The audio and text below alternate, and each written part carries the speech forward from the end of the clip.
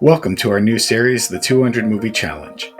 Our goal this year is to watch 200 movies that we haven't seen yet. If you want to listen to the full podcast where this clip is from, the link will be in the description. Now enjoy today's movie. So for my second movie, Soto, I think I was on Prime, and I was just kind of, again, scrolling around, and this movie I've seen like the cover, or not the, well, basically I guess the cover a couple times, and the titles, what can I grab me? And I'm like, maybe, and I decided to finally pull the trigger, especially since me and you used to work at a friggin' video store, Blockbuster Video, I can say it, I don't know why I didn't say it, but this movie is based in early 2000s in Canada, actually, but it takes place, this kid gets a job at a video store, and I'll explain why in a moment, but this movie came out in 2022, and it's called I Like Movies. Simple enough. I like movies. It for the 2025 challenge and shit like that. This movie, yes. I love that. I love it's going to be in your list that something says I like movies. I like movies.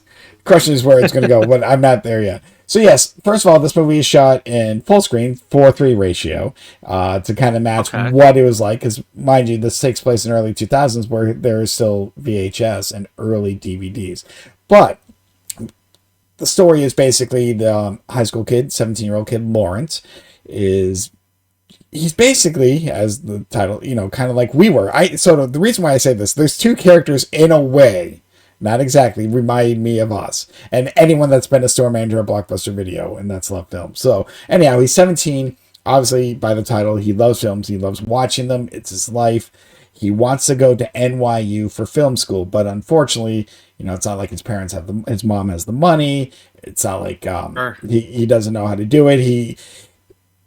In all seriousness, he has high anxiety. He's very socially awkward.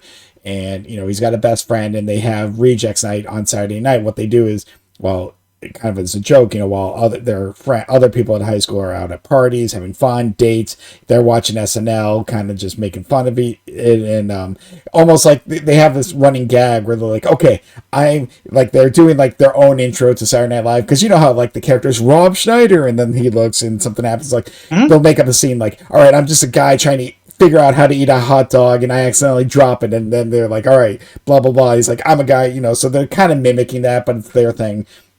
But he realizes like NYU is going to cost him like $90,000. He doesn't know how he's going to get that, so he gets a job at a video store called Sequels. I don't think this is a real store in Canada. Maybe it is. I don't know. I did not look it up that much. Name. And so, yeah, he obviously kind of like now, Soto, when we started working for a video store, we were kind of like him. We were like, oh, we could just watch movies. We watched almost a movie, maybe 2 movies every night. We joked about this. Like, there's a time we watched 10, 12 movies a week. And now we're like, can we get into, oh, God damn, 2 movies. But that was our mindset. We loved it so much. And you could rewatch things. And we've thought, Back to the Future. So, yeah, obviously he's loving it. And he's also a little cynical because now here's where I laugh, because the manager, who's about mid-20s, and she's got the team meeting, introduction. She's looking at this one female. She's like, all right, how many memberships are you going to sign up today? And she goes, 2. And then the manager's like, ooh, I think you can do 5. And then, she asks like this other male, how many whatever bundles, like popcorn. And I laugh. I'm like, holy shit, this seems all too real to me, because it looks like change the colors. It looks like a Blockbuster. And he's like, oh, I'll do 5 as well. And then she looks at Lawrence, the new, 17-year-old kid, and it's like, all right, how many DVD copies of Shrek? And he's like, well, didn't Shrek come out like 2 years ago? And she's like, yeah, but this is like the old, the new edition of DVD, because obviously remember DVDs, like they would come out in special editions. And he's like, I'm not going to lie, like 0. He's like, you want me to sell DVDs? I'll sell people adaptation, whatnot, He's like, but no one's going to buy Shrek. And she's like, well, I feel like you can do 5. So there's that feeling. I'm laughing at this more so because we lived it. We lived it. But it's funny because even this man, now we relate to this manager more, me and you, because we are older and like we've been in this position. And she's like, because it's the weird friendship, obviously, more between Lawrence and this the store manager. And because she's like, I hate movies, and she's like, I'm just trying to survive. I'm trying to make a living, this and that. She had dreams, and she ended up at a video store, and so there's all that, and then so they have to do an inventory, and I have to bring this up just because we've done inventories, and she's like, if we scan everything correctly, we get out at 2 a.m. and get out on time. I'm like, oh my god, I would love to get out at 2 a.m. But the 17-year-old kid is there for inventory. Now, mind you, I don't know what the working laws in Canada are. Here, that would not be allowed. Not allowed. He had to go to school the next day. And he didn't care. He just loved work. But the whole idea is just, not just this, but he also, like, his mom's like, well, maybe you should have a second school. What if you go to somewhere local? He's like one of those, I hate to say film nerds, but just think, like, his opinion and his idea on films is better than everyone else. He knows what the good films are, and we've known people like that. So I know, you have joked. Say what? Those are snobs. Yes, those are film snobs. Yes, and he is, and that's why that was the part that was hard to watch, because as much as I know we love films, yes, we might get in fun debates or this and that, but it's like I've never really shit on someone else. Like, hey, that's just not for me. Even in my 20s or even in high school when I was trying to be a film, whatever. But it's also, so it's hard to like him, but you do, because he's just trying to make his own way. And he kind of he basically yells at the manager. He's like, well, I'm not going to be here in a couple of years. I think I'm going to, do this. I expect bigger things out of me. And she lays into him, and basically she was an actress and she was trying to make it in movies, and she actually had a couple roles, and without saying it, one producer took advantage of her, and that's why she had to move back home. She just couldn't do it. And she's like, that's the reality of this business that you don't see. And so it's weird how deep this movie actually goes. For what starts off as just lighthearted, making fun of movies, making fun of Shrek, and stuff like that.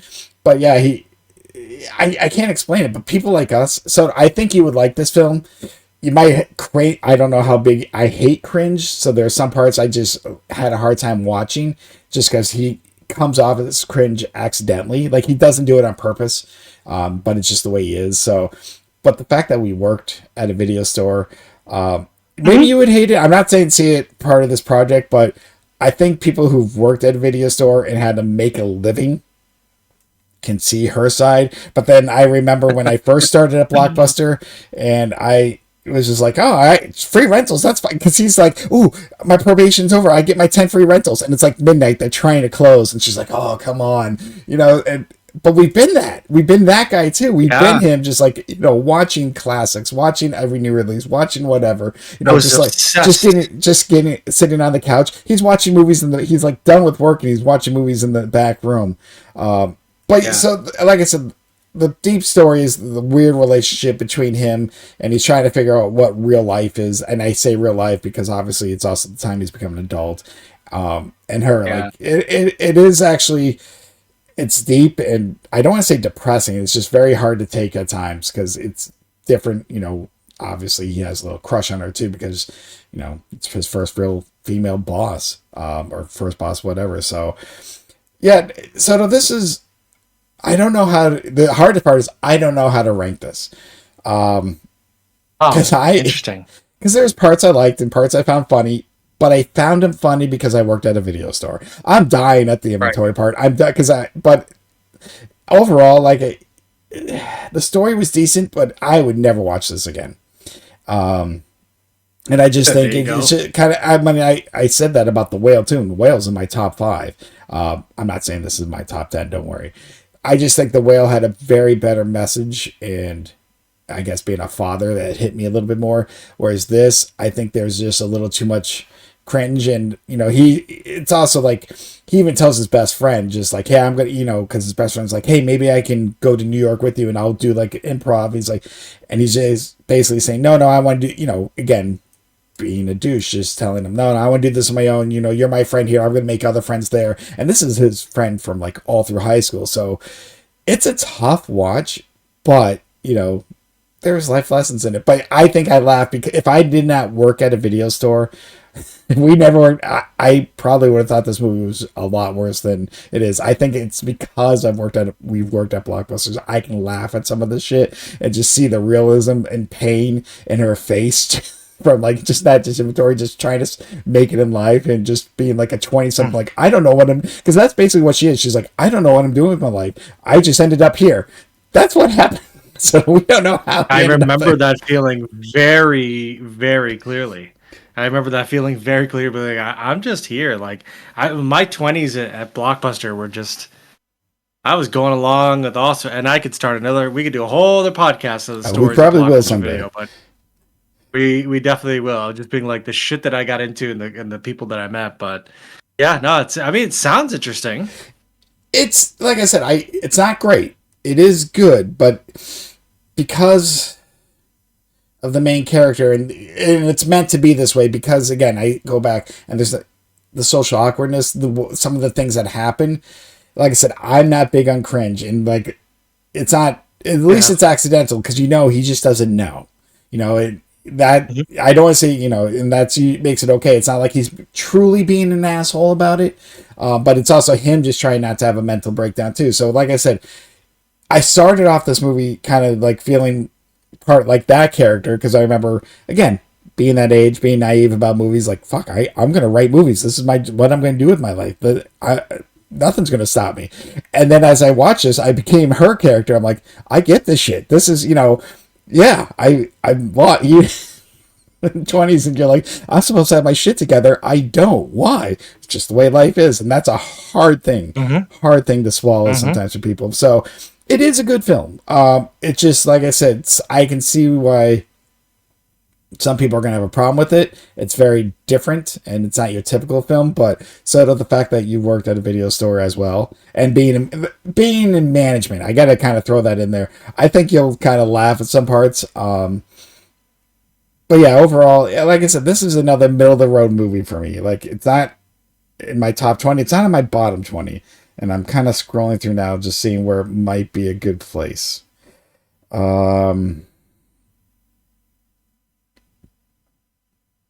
know what I'm thinking?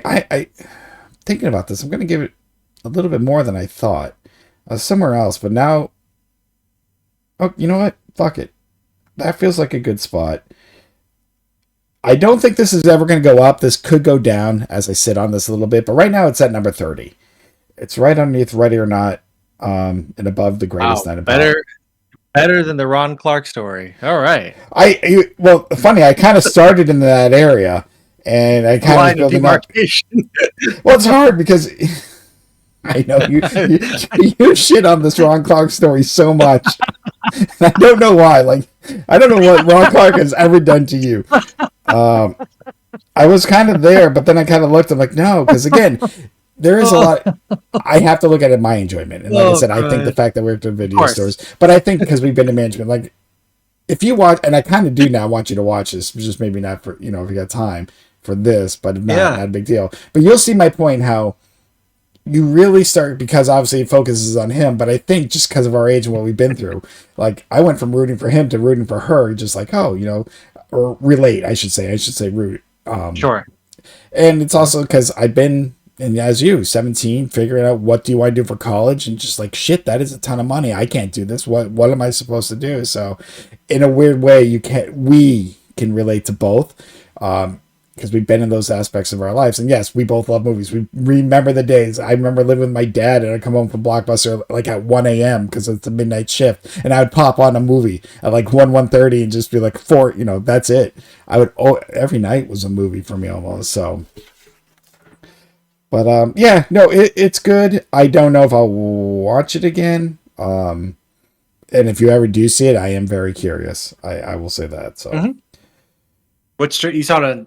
Where'd you see it on? I saw it on Prime. I think it's on Tubi as well. But I did not watch it on Tubi. I watched it on Prime.